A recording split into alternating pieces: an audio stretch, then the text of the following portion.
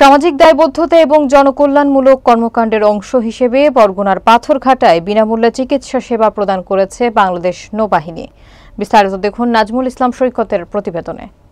সোমবার দিনব্যাপী এ medical camp অনুষ্ঠিত হয় পাথরঘাটা সিদ্দিকিয়া ফাজিল মাদ্রাসার প্রাঙ্গণে।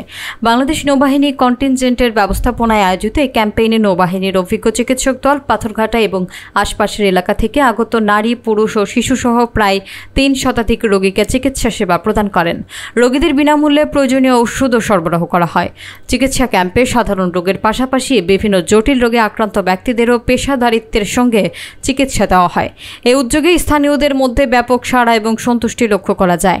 উপস্থিত এলাকাবাসী বাংলাদেশ নৌবাহিনীর এই মানবিক প্রচেষ্টার প্রশংসা করে বলেন, এ ধরনের সেবা কর্মসূচি প্রত্যন্ত অঞ্চলের সাধারণ মানুষের জন্য অনেক উপকারে আসে। স্থানীয়রা ভবিষ্যতেও এ ধরনের উদ্যোগ অব্যাহত রাখার আহ্বান জানান।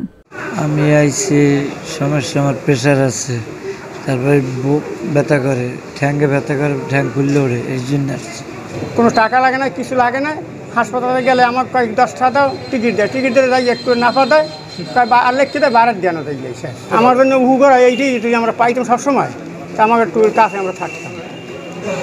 বাংলাদেশ নৌবাহিনী পাথরঘাটার মানুষের পাশে দাঁড়িয়েছে। আমি অনেক রোগীর সাথেও কথা বলেছি, তারা বলছে যে এই অবস্থার মধ্যে যে এই রকমের একটা সেবা, এটা আসলেই তারা চিন্তাও করতে পারে না, কিন্তু এই যে সেবাটা দিতেছে অনেকেই খুশি। আর আমি নিজেও একজন চিকিৎসা প্রার্থী, আমি নিজেও চিকিৎসা নিতে আসছি এই অবস্থায়। কিন্তু আসলে যেই পরিমাণ চিকিৎসা দিতেছে এবং ওষুধ দিতেছে, আমি দেখলাম যে সকল রকমের ওষুধ বিতরণ করার জন্য এখানে নিয়ে আসছে। আমি দেখলাম যে একটা ফার্মেসিতে যা থাকে এইখানেও আসলে কমতি নেই সে ওষুধের। এইটা এরকমের থাকলে আসলে আমাদের পাথরঘাটার জন্য ভালো, কারণ পাথরঘাটা সর্বদক্ষিণে হওয়ার কারণে এলাকার মানুষ একটু দরিদ্রও বেশি, এই জন্য আসলে পাথরঘাটার সেই দরিদ্র জনগোষ্ঠীর জন্য একটু ভালো।